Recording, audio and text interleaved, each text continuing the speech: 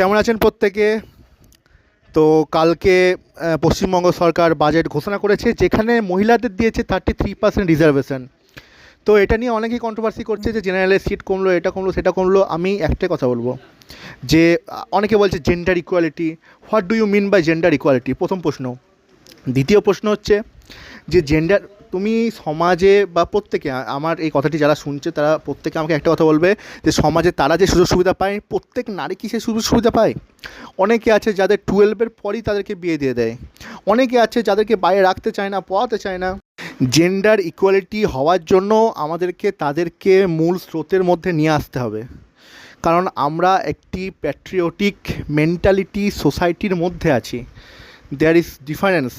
ঠিক আছে, যে প্যাট্রিয়টিক মেন্টালিটি সোসাইটির মধ্যে আছি। তো সেই জায়গা থেকে মহিলাদের ইন্ডিপেন্ডেন্ট করতে গেলে রিজার্ভেশনটা অবশ্যই প্রাসঙ্গিক, কিন্তু জেনারেলের সিটটাও প্রাসঙ্গিক। তো আপনাদের কি মত জানাবেন কমেন্টে।